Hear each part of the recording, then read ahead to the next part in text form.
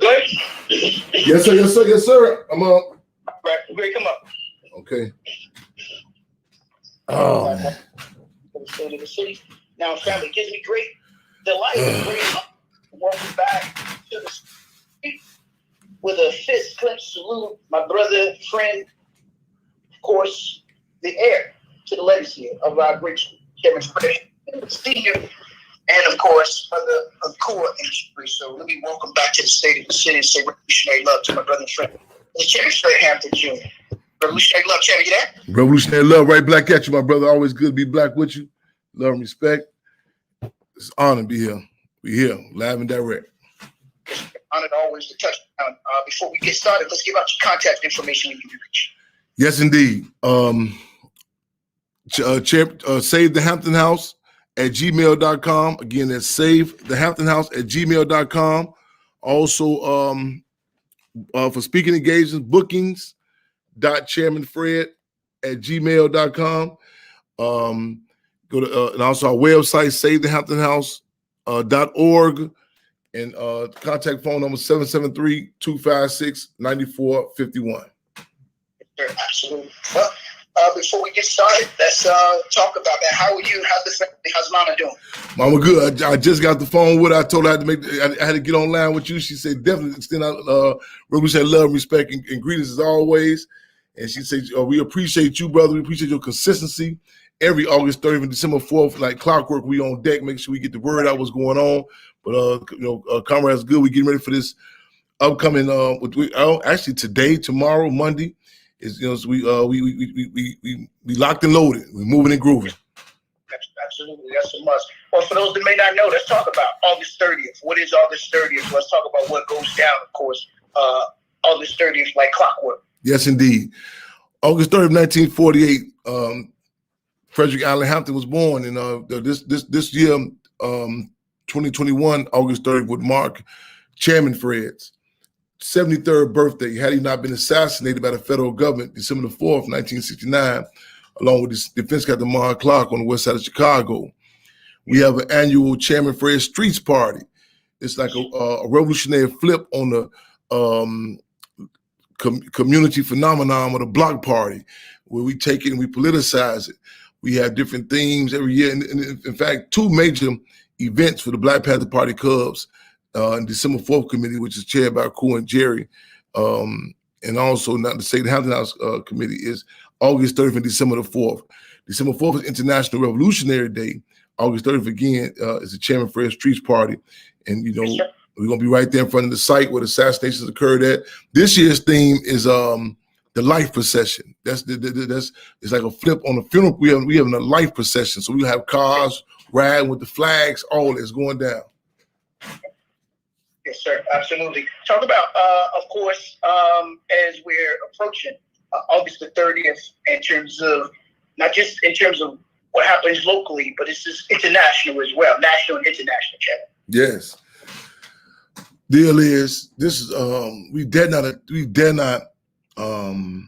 limit the work, the legacy of Chairman Fred and the Black Panther Party. Though this was the largest chapter, state of Illinois, Chicago was the largest chapter.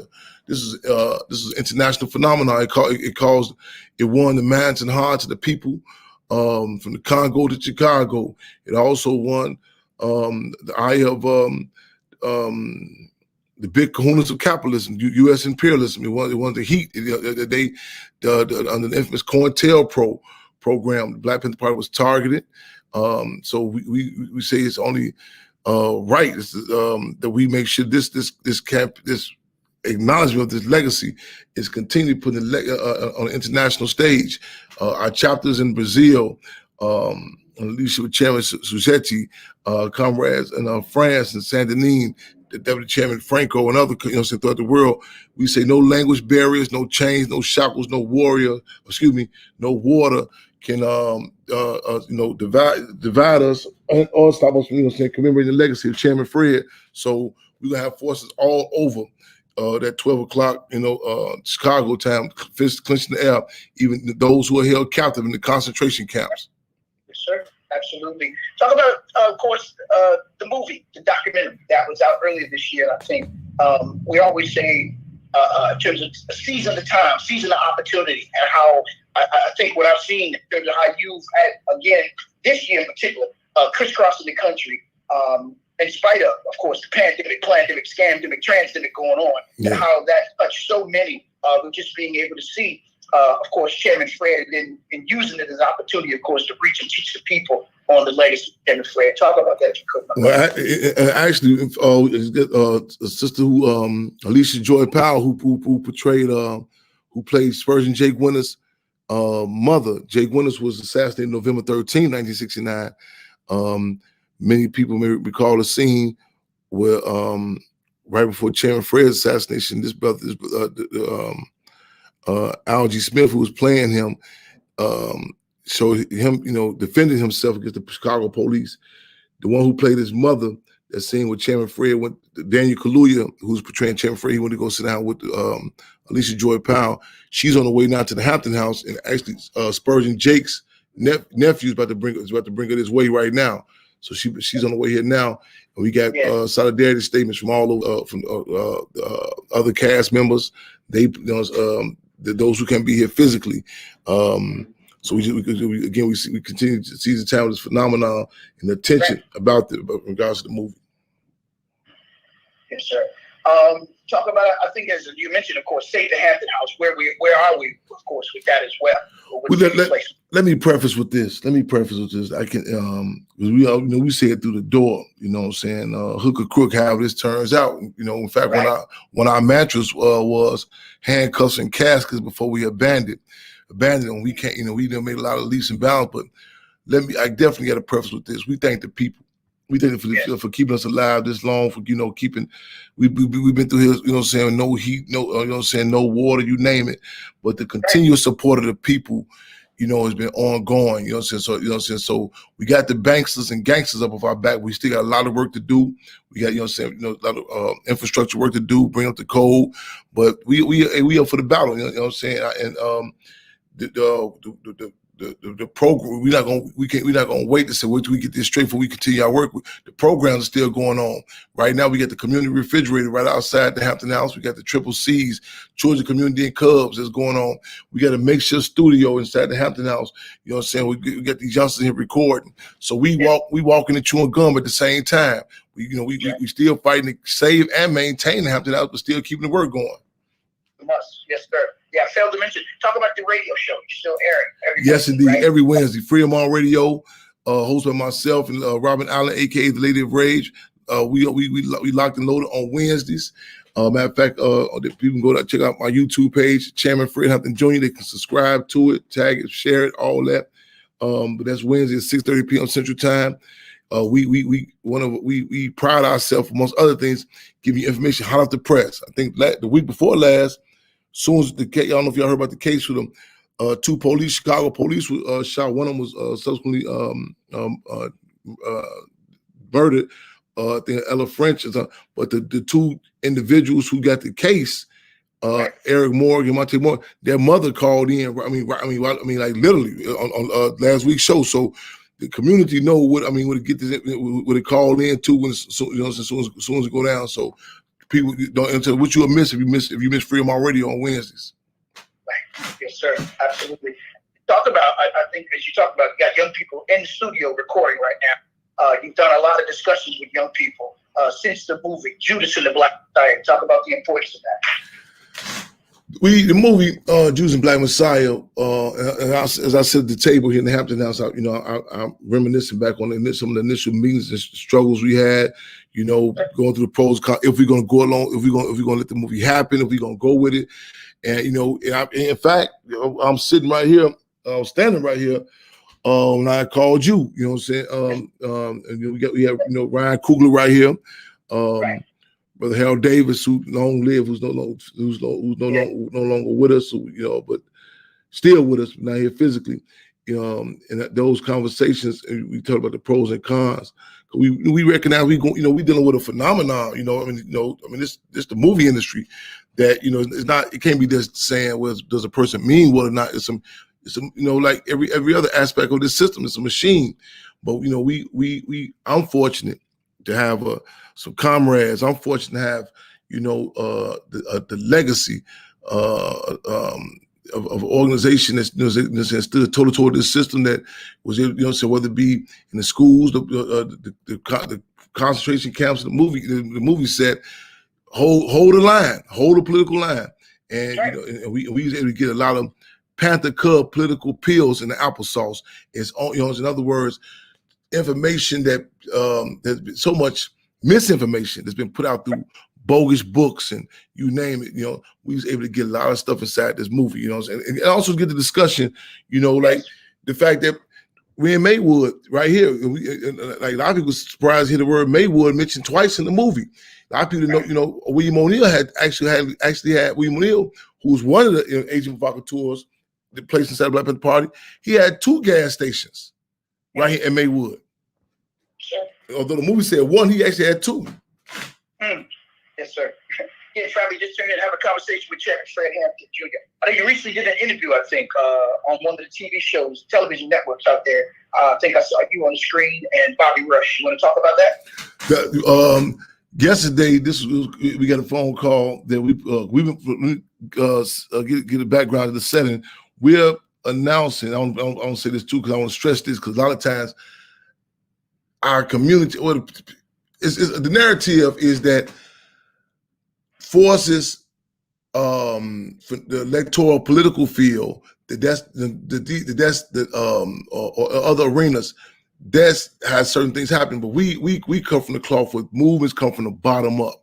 This movement now is and we call it is calling for forces from all arenas.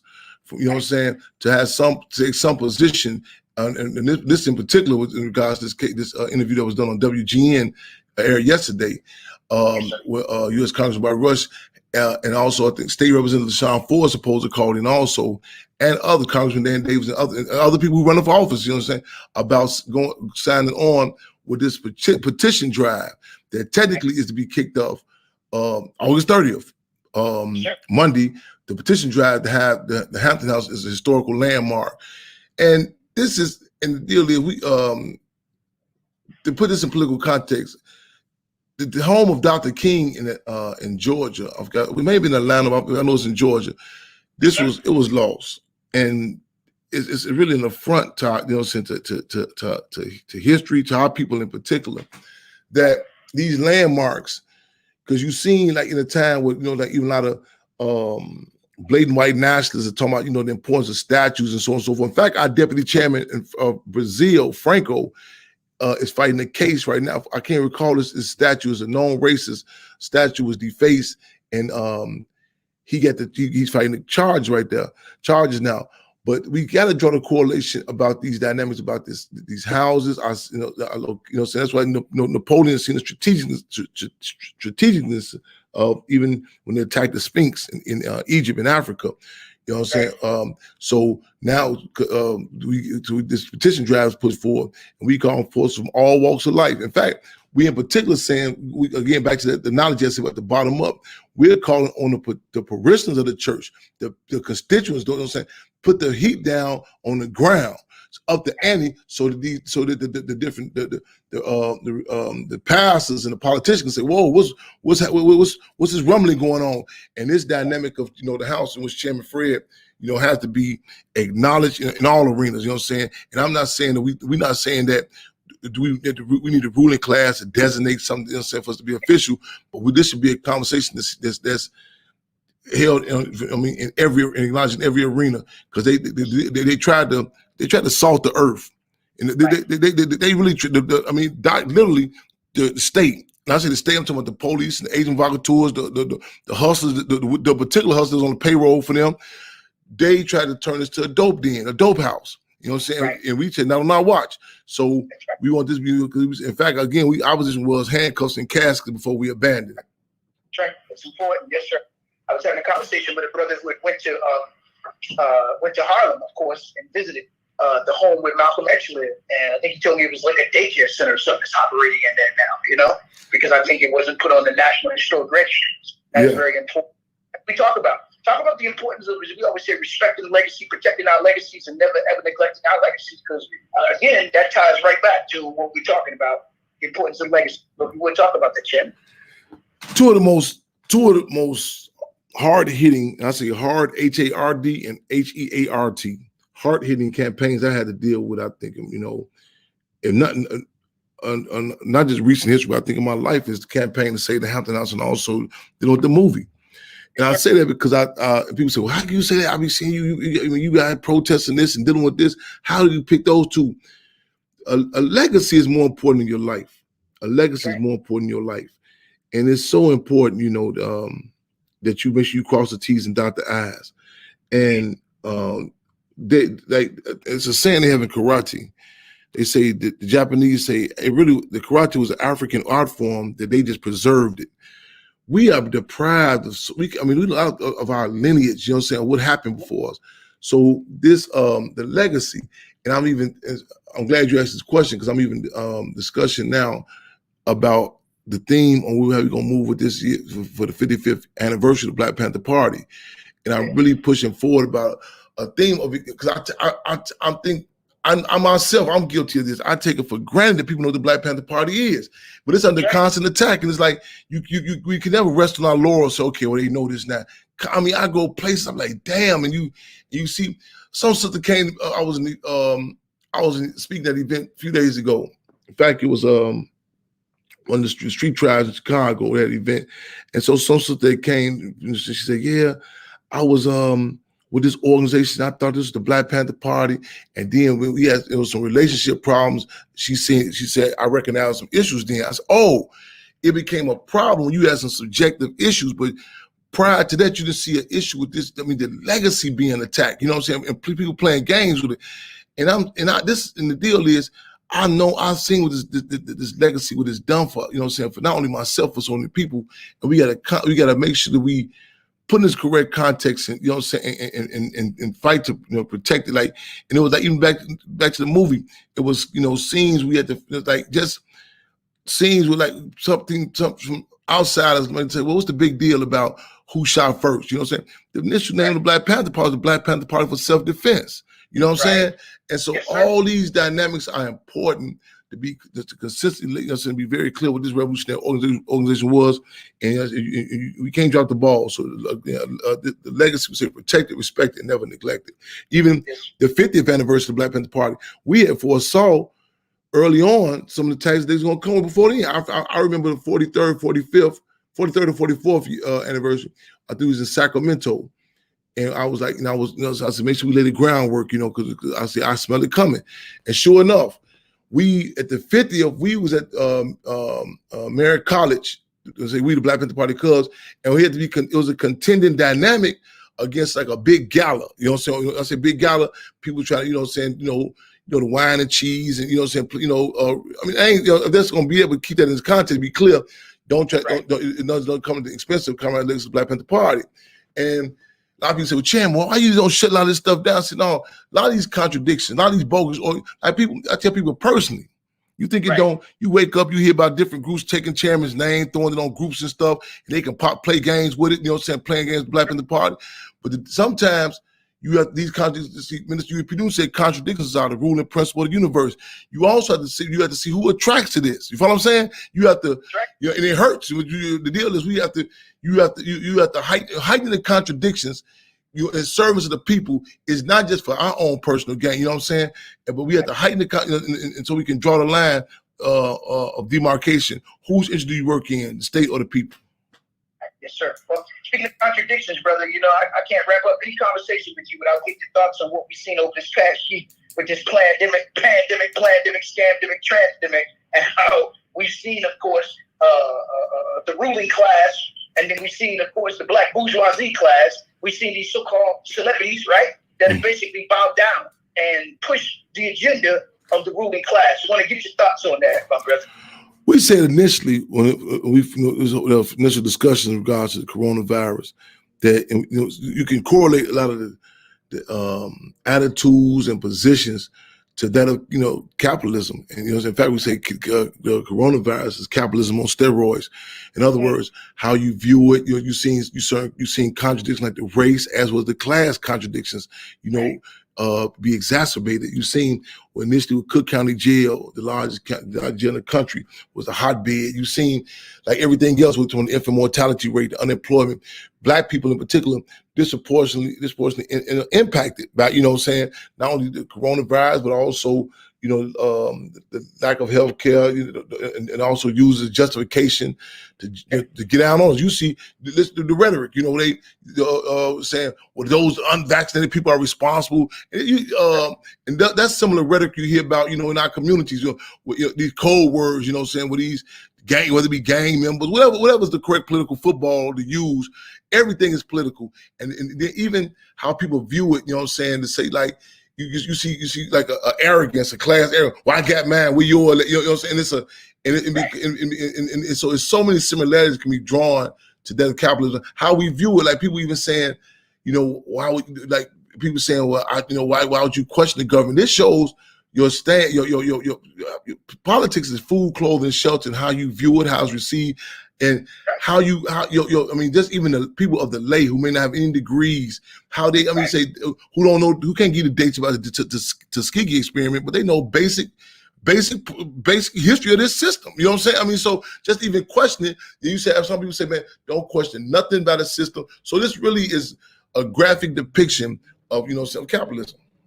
Right. Yes, sir. Absolutely. I want to get your thoughts on, you get the likes of the juveniles and others, right? These so-called hip-hop artists telling our people that they should take the jab, they should take the shot, and then getting rewarded with it. Get the likes of Run DMC making videos, right? And the latest one, we had Chuck D doing a panel discussion talking about this. And, of course, everybody remember, Chuck D, Public Enemy, Fight the Power, right? So I want to get your thoughts on it, because those are contradictions, Chairman, as we would say, right? Well, this is a stage in the game again. One of the setbacks with our community, because in fact I just had a struggle with somebody the other day. What was this? I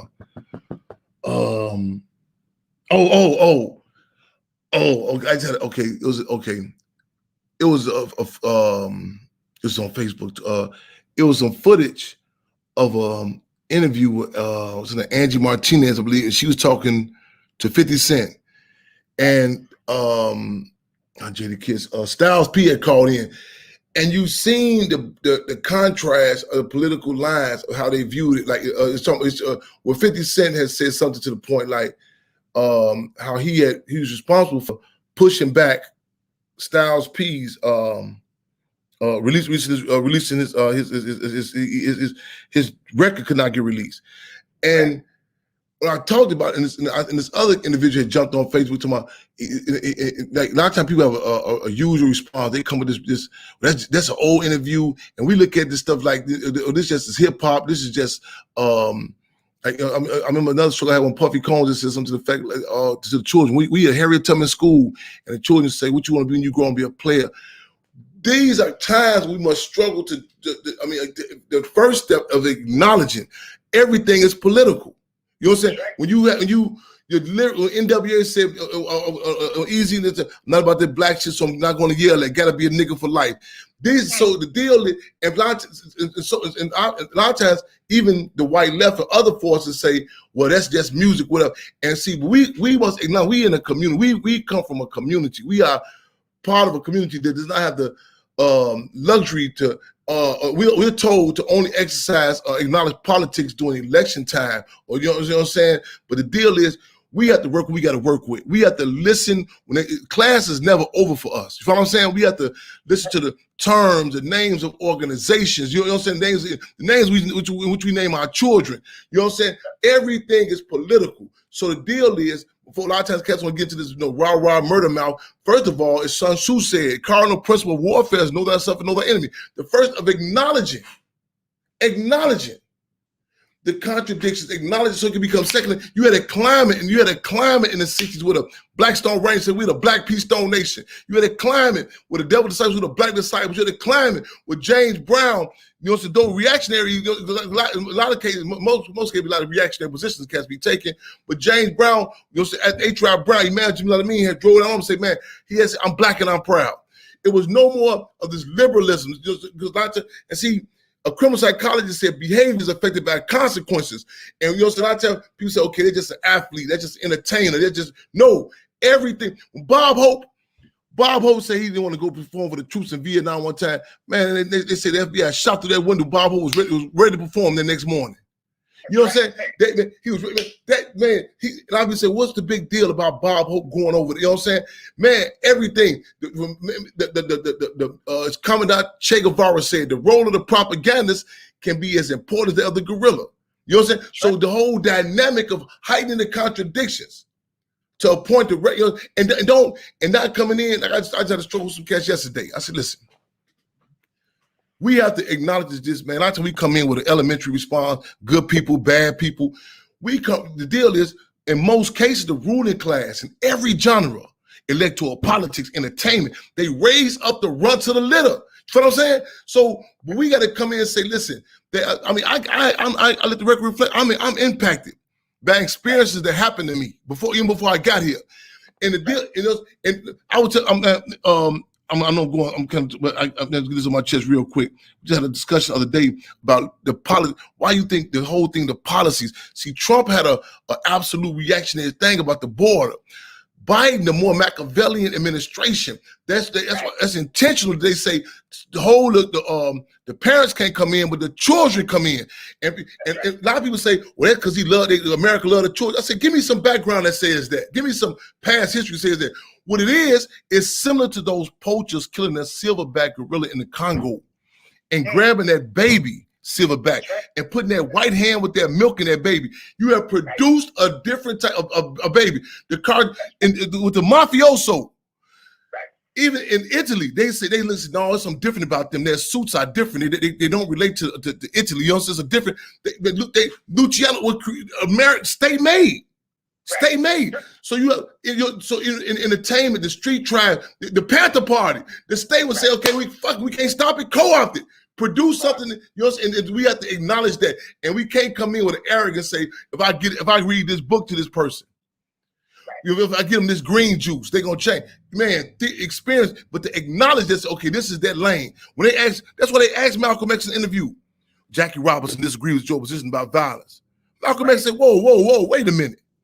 We don't be quoting no Bob Hope and Marilyn Monroe as your spokespersons. Sure. Yes, sir. Absolutely. Kim family just tuned in, having a conversation with Chairman Fred Hampton Jr., of course, marking down, as we always see, marching down, getting ready to shut down, set it down for August the 30th, of course, which is an annual event that's taking place. Gotta get your thoughts on, brother. Just again this year, man. I know you went to was it the Grammys? Was it the Grammys or one of the award shows you was on it, of course, as well? We've been moving and grooving. We've been seizing time. It was the Oscars after party, and because like we said, because the Oscars,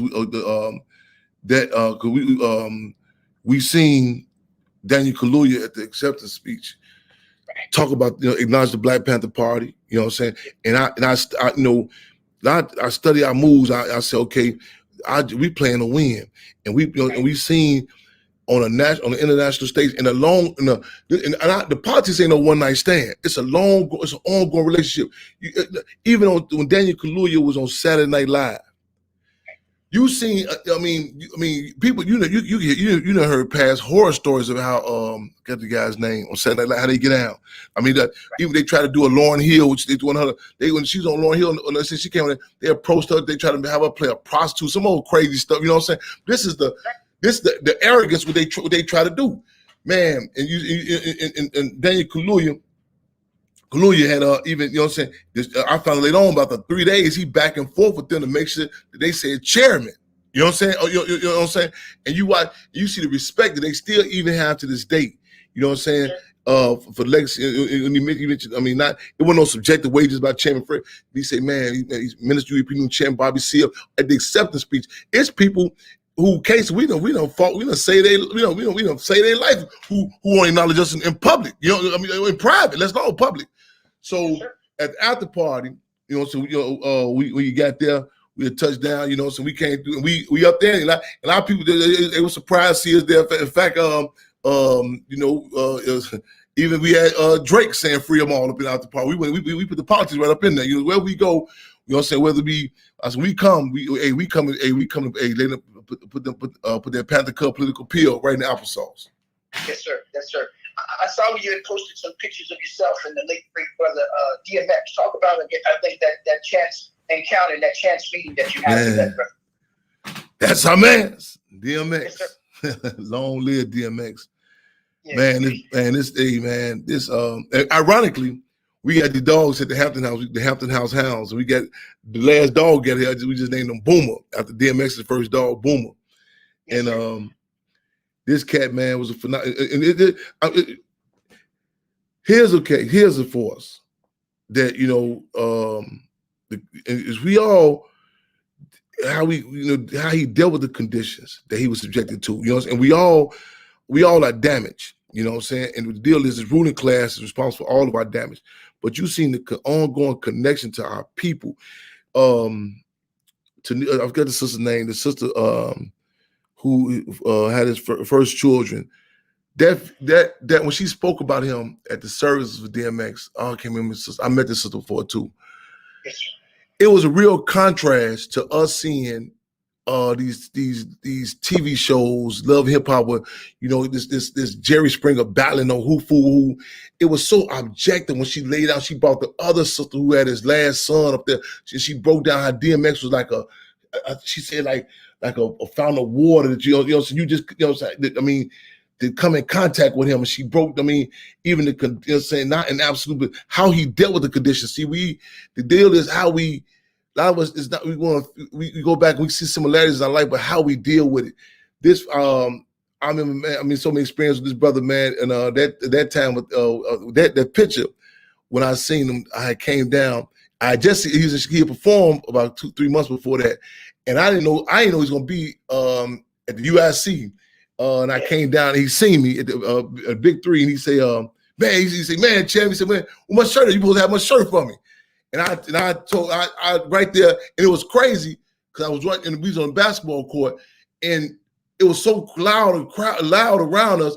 It's like it got quiet, and all eyes was on me, on us right there. And I literally took my shirt off. I told him, I said, brother, I'll be honored to give you a shirt off my back. And I gave him the shirt with Chairman Fred on it, man. And this a long live X, man. I was in Yonkers going live, just talking to the people, man. And you can even see the impact, the trickle, how they refer to the cats, the locks. You know, as the DMX puppies, his pups. You know what I'm saying? You can see the political contrast from them cats getting down on that battle.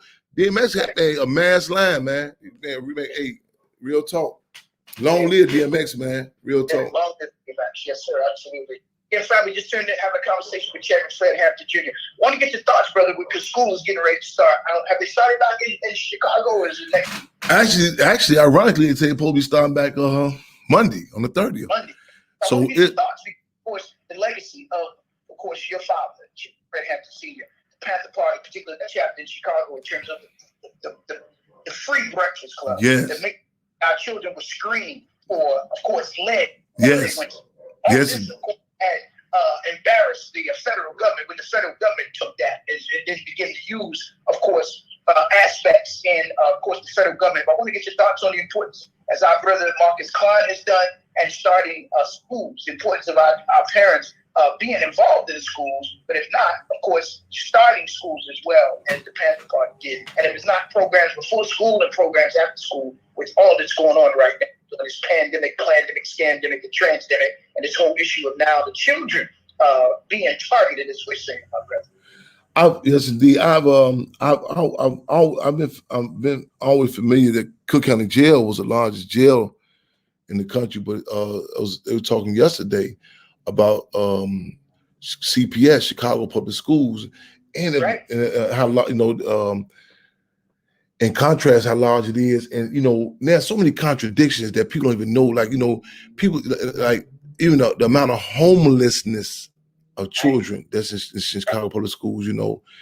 And as you just pointed out, how they try to take programs and co-opt and hijack, and people say, "Oh, it's the same thing." No, it's not the same thing. The Black Panther Party Free Breakfast Program, you came in, you had to explain why your last name may have been different from your father's last name. You were hungry, you ate, but the whole bureaucratic red tape they sent out people through, you know what I'm saying, and even with the lunch program and the crowd, similar to like doing welfare, the man can't be in the house. So see, everything political. We just can't look at stuff and say like in Flint, Michigan, the water, the Black Panther Party Cubs. We did a Cub drive to take water down to our people. And people said National Guard doing it too. I said, well, okay, and it came out the National Guard. You had to give your name, and people were getting warrants and getting locked up. So everything is connected. When we say political, and the line is whether you be a rapper, whether you be an educator, or whether you be a radio host, whether you be an organization or individual. The deal is we have to heighten the contradictions. Of who do you align with? You know what I'm saying? And a lot of times we want to just say we want to align just on gender. Like okay, we had a case in Dalton. Sister Alexis Wilson just 19 killed by the Dalton police. And then the case with another sister beat inside the gas station.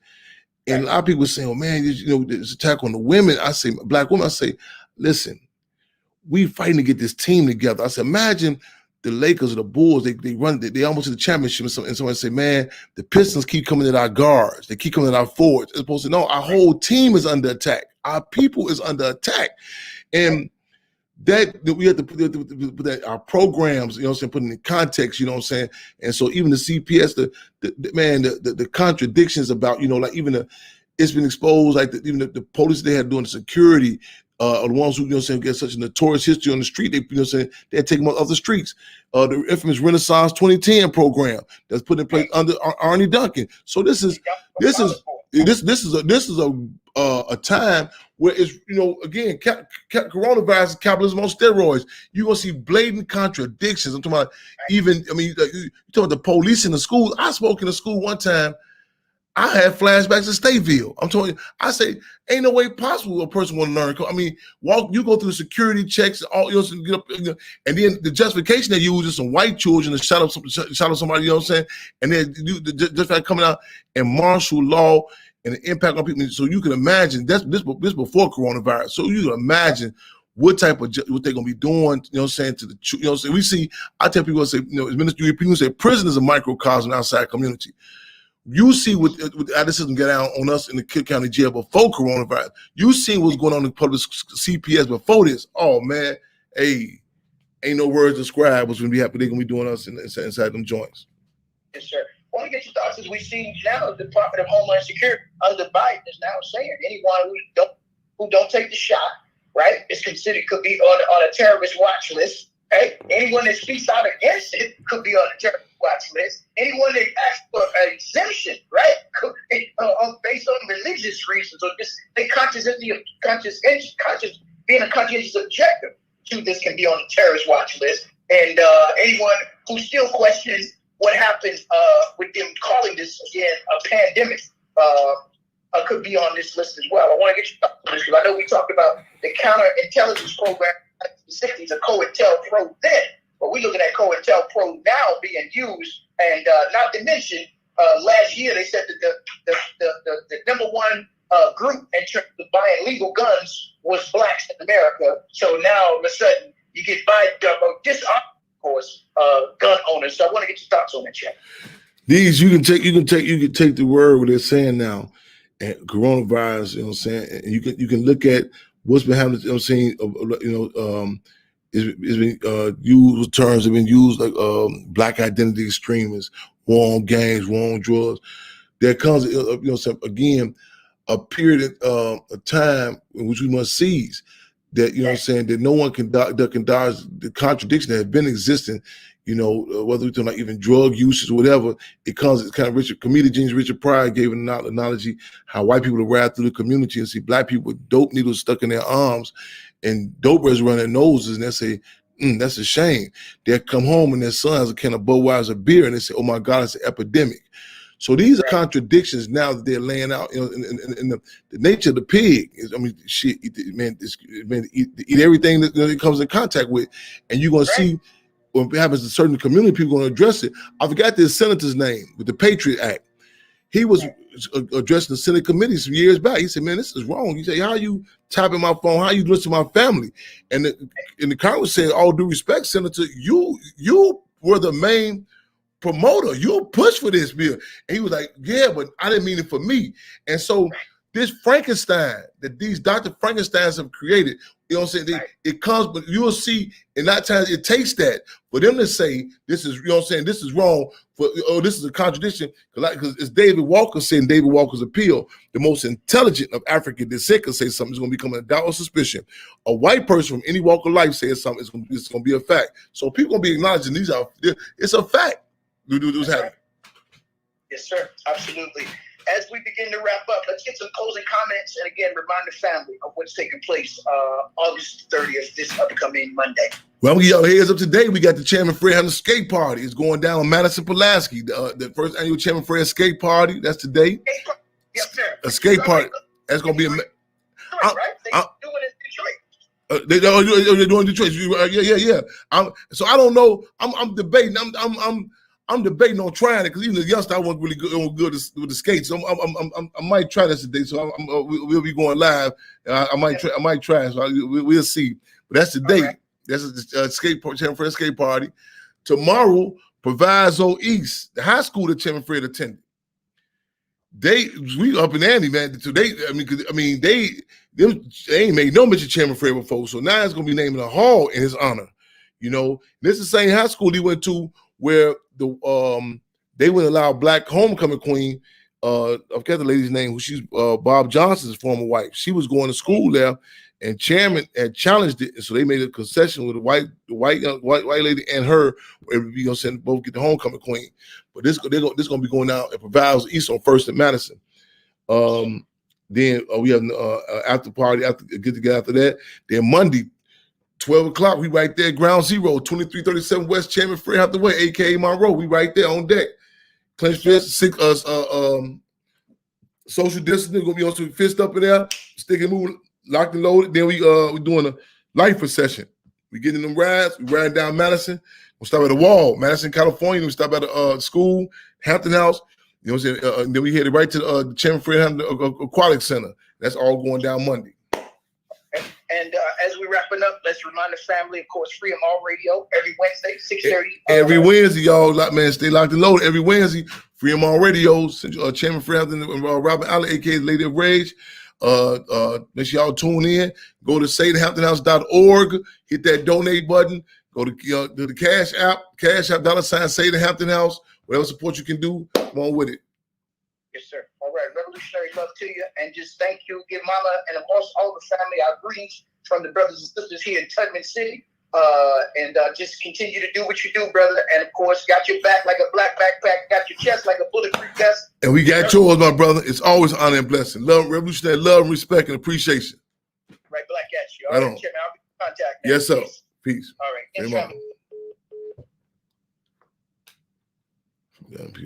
Can we get some style? Come on down. You're our way. Come on down to the Chairman Fred Street Party. Let's talk face to face. Come on down. First thing, man, get them start listening to Freedom All Radio.